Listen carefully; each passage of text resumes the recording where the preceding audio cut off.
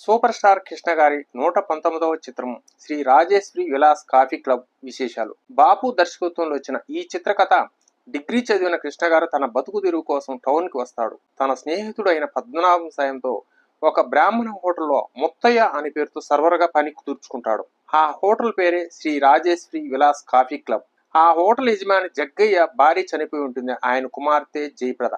జయప్రద నాయనమ్మ వరలక్ష్మి జయప్రదని చాలా పద్ధతిగా పెంచుతుంది. కృష్ణ గారు ఆ హోటల్లో సరిగ్గా పని చేయలేకపోతాడు. అందుకని జగ్గయ్య పని నుండి తీసివేస్తాడు. అప్పుడు కృష్ణ గారు జయప్రద వద్ద ఒక కథ అల్లి జయప్రద ద్వారా జగ్గయ్యను ఒప్పించి ఆమెకు ట్యూషన్ చెప్పే పనికి ఒప్పుకుంటాడు. ఆ తర్వాత జగ్గయ్య కూడా బ్రాహ్మణి కాదని, అతను కూడా 20 సంవత్సరాల ముందే వలస వచ్చి హోటల్ పెట్టి నడుపుకుంటూ ఉంటాడని తెలుసుకుంటారు. ఈ కథలో కామెడీ ట్రై చేశారు, కానీ కథనంలో లోపం వల్ల ప్రేక్షకులకి ఆశించిన ఎంటర్టైన్మెంట్ ఇవ్వలేకపోయింది. కుటుంబ సమేతంగా చూడదగ్గ మంచి చిత్రం ఇది.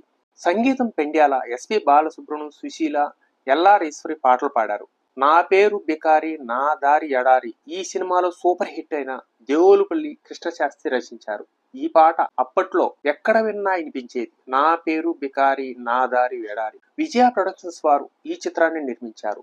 అప్పటికే విజయ పిక్చర్స్ వారు అలనాటి మిస్సమ్మ, అప్పు చేసి పప్పుకూడు, గుండమ్మ కథ లాంటి అద్భుతమైన చిత్రాలు రావడం వల్ల ఈ చిత్రం మంచి హైప్ తో వచ్చింది. ఫిబ్రవరి 20న 1976లో వచ్చిన ఈ చిత్రంలో కృష్ణ గారు, జయప్రద, జగ్గయ్య, పద్మనాభం, కాంతారావు, వరలక్ష్మి, అల్లు రామలింగయ్య, రమాప్రభ మొదలగు వారు నటించారు.